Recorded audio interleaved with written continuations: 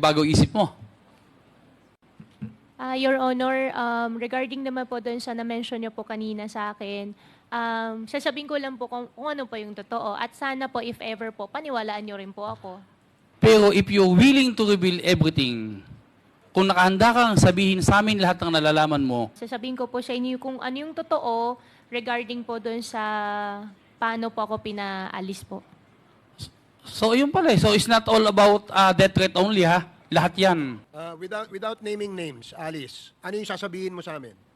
Paki-enumerate mo lang kung ano yung sasabihin mo para mapag-isipan namin kung ikaw ay karapat-dapat mabigyan ng executive session. Ano yung sasabihin mo sa amin? Anong mga ibubunyag mo sa executive session? Mr. Chair, ano po yung question po na alam ko pong sasagutin ko po lahat. Halimbawa, tanungin ka ngayon ni Congressman Pascual, sinong opisyal ng PNP o ng local government ang tumulong magpataka sa'yo?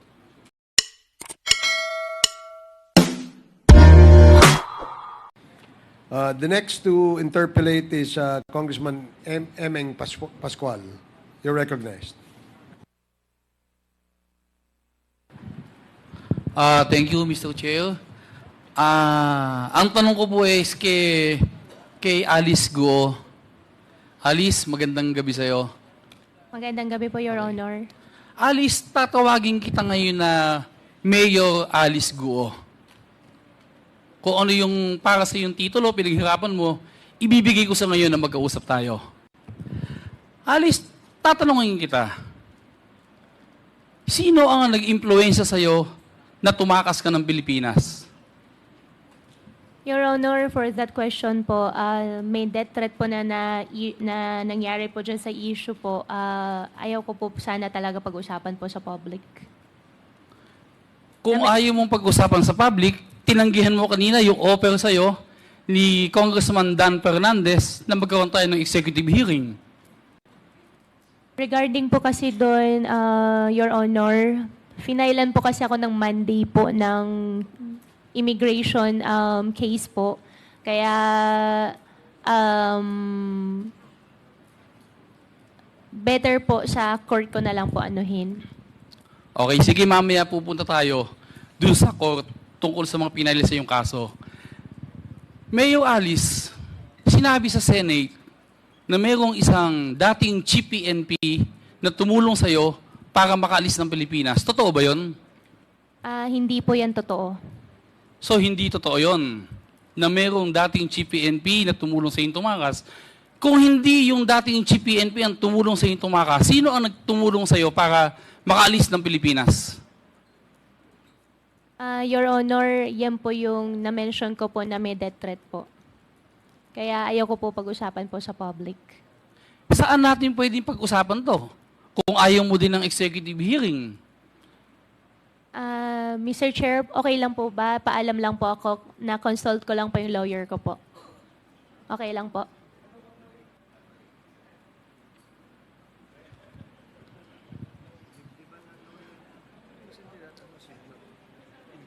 Oo nga eh. Dali, kasunod yun. Ha?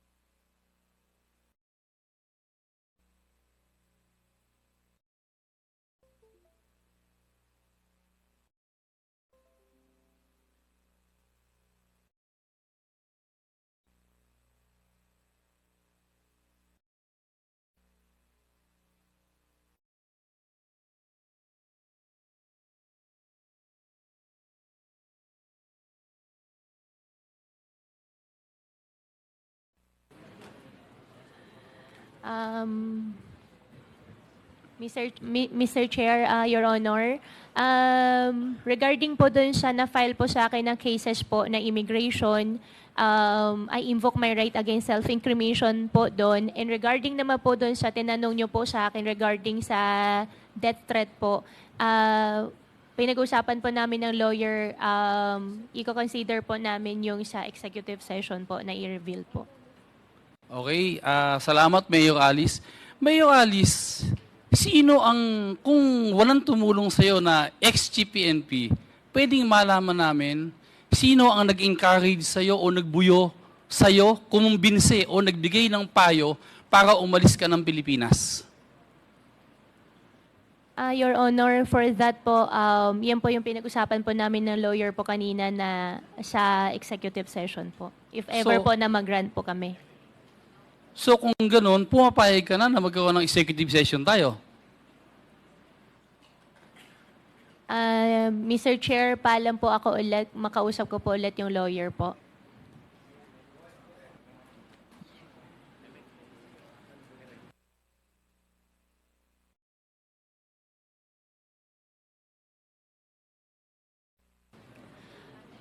Mr. Chair, Your Honor, regarding po dun sa magiging safety concern ko po, opo, kung mapagbigyan po ako sa executive session po, I'm more than willing po. Mr. Chairman, just a short interjection with the Yes, go ahead, indulgence. sir. Ms. Alice, go. So you're asking now this committee to have an executive session with regards to the person that helps you for your escape? Mr. Chair, since regarding po dun sa safety ko po, Kaya nga, tinatanong muna kita kasi Alice, go, alam mo, kung walang bas-bas, yung sasabihin mo sa executive session, mas lalo kang magka-problema. Kung walang saysaya, kung walang weight, walang bigat, baka si Duan Ren Wo na naman yan. Baka yung pangalan na binigay mo sa Senate. Your Honor, wala po akong binigay na ganung pangalan po sa Senate po. Wala kang binigay na pangalan, so ibibigay mo dito sa amin. Wala po akong binigay po na Hindi, pero pangalan tanong po ko na muna. mention nyo po. Bibigay mo dito sa amin. Your Honor, okay lang po ba kausapin ko po yung lawyer po? Hindi, tanong ko lang, tinanong lang kita kanina eh. You're asking for an executive session, di ba? Now question, vital ba yon? May bigat ba yon? Baka mamaya, ang sasabihin mo lang naman is, wala rin kwenta. Mas didinan kita, doon mismo, pagbalik dito, pa-content na kita. Oh, because you're using our time here. Hindi. Siguraduhin mo muna. Sigurado ka pa? Baka mamaya, sinasabi ko lang sa iyo, kasi if we grant that executive session na you're asking, dapat sigurado ka. Sigurado ka ba? Your Honor, if ever po na mapagbigyan po ako sa executive session po, sasabihin ko po kung bakit po ako nagkaroon po ng death threat at paano po nangyari And po then, yung question pag-alis. dito, sino? Ang tanong kasi kanina, sino? Mr. Kasi Chair, yung death threat, kasi sa totoo lang, Alice Go, kung nagsasabi ka ng totoo, you're a former mayor, dinaya mo na nga kami, in short, wala kang tiwala sa gobyerno with regards to your security. Dito sa House of Representatives, 100%. Chairman Barbers will make sure that you're secured in the House premises. Wala ka ditong problema. Ang dami na namin ditong nakakulong ngayon. yes po, Mr. Chair. Ang concern ko lang po, Mr. Chair, after the session, after matapos po nitong hearing, paano naman po ako? Kaya hindi po ako Hindi nga, makapagsabi you're po a sa former public. mayor. Di ba? You take your oath. Di ba? To the Republic of the Philippines, and now you keep on insisting that you are a Filipino citizen. You're the mayor. Now, takot ka sa threat mo? Takot dahil sa threat? So you're not, you do not believe in this government? Mr. Chair, masyado pong mataas at masyado Hindi nga, pero malaki okay. pong O trust. bakit okay ka ngayon sa PNP Custodial? Bakit okay ka? Oh, bakit okay ka doon sa PNP Custodial Center? Question of threat. You invoke your right to self-incrimination? Hindi po, Mr. Chair. Hindi nga, tinatanong nga kita eh. Again, last na lang to, ayaw ko na pabain kasi I'm using the time of, kung ganito na lang po, again, I will just ask you, sa executive session ba, importante, vital, at totoong sasabihin mo? Kasi kung sasabihin mo na naman sa amin, yung katulad ng story, doon sa boat, pagdating sa Malaysia, mamaya tatanungin pa kita, kasi may tinanong kanina, yung isang member dito, tapos sabi mo, wala, puro ka wala. O ngayon, ang question ko, balikan ko lang. Sigurado ka ba na pag nag-executive session, sabihin mo yung totoo? Your Honor, yes po. Sigurado ka? Your Honor, You will name names. Yes po. Hindi in check. Foreigner po. Oh, foreigner. Baka na-contempt na nga namin dito yun eh. Nagtatago na. Di ba? Foreigner. Eh, paano gagalaw ang foreigner dito kung walang connivance with, in collusion with the local leaders or officials in government agencies? Eh, wala. Mr. Chairman, in-check na naman sasabihin niya. Wala. In-check lang ba sasabihin mo? Foreigner? Mr. Sagutin Chair. mo ako, Alice, go. Your Honor, Foreigner? Wala kang sasabihin na local? wala naman pong local. Wala, Mr. Chairman. Thank you po. The request for an executive session is denied. So move, Mr. Chairman. Okay. Mr. Chairman, Sandali. point of order. Sandali lang. Mr. Point of Chair. order, Mr. Chairman. Because the What is motion the, of... what is the point of order? The motion of Congressman Chairman Caraps moved for the Denial. denial. And he approved his own motion.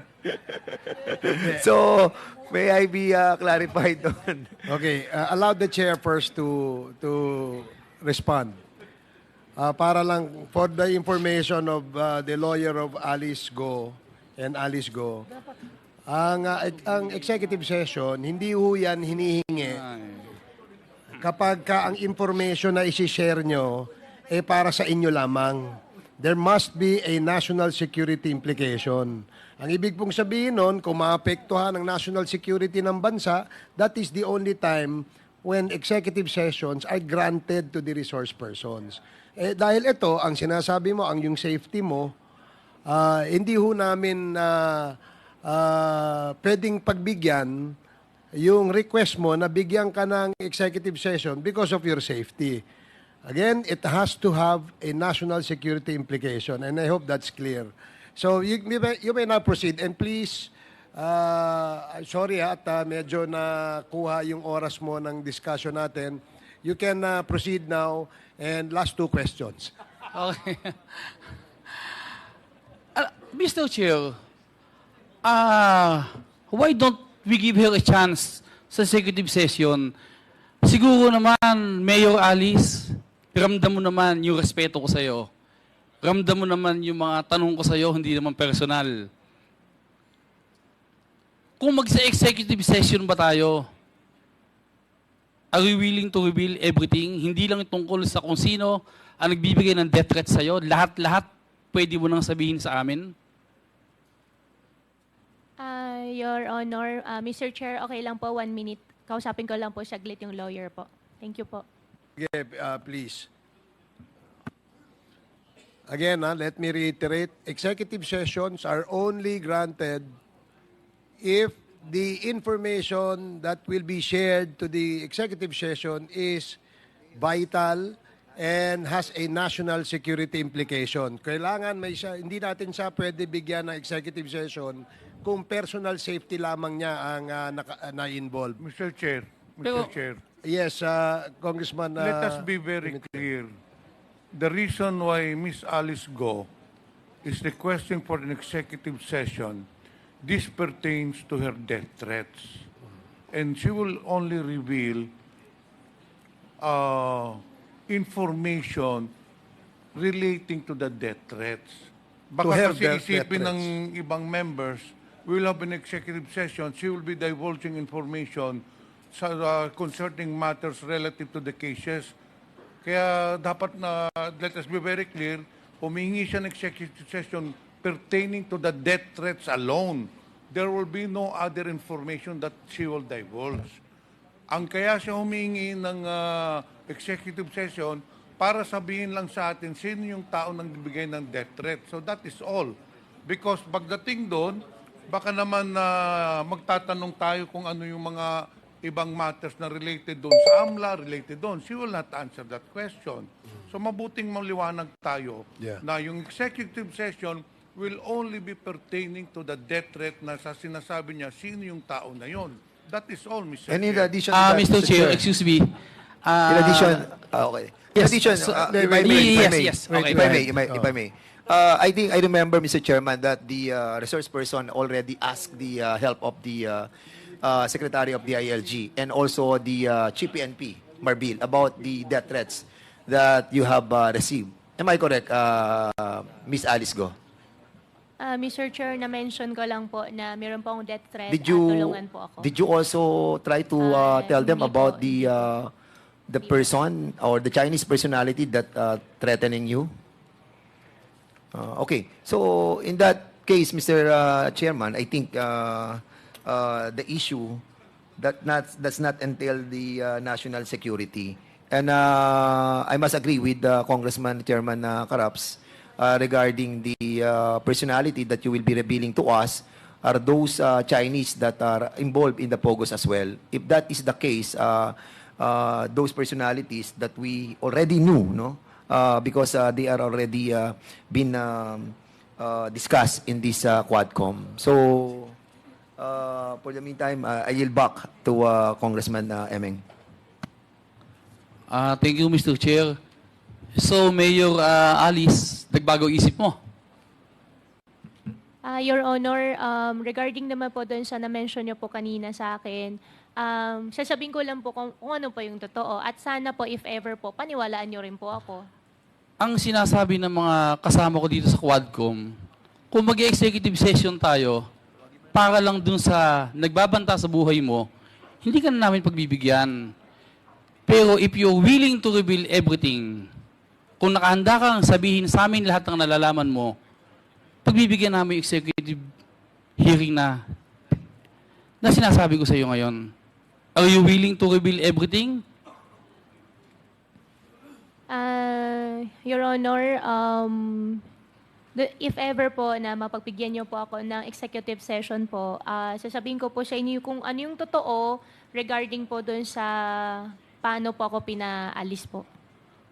So, yun pala. So, it's not all about death threat only, ha? Lahat yan. Your Honor, Mr. Chair, okay lang po kausapin ko po ulit yung lawyer ko po.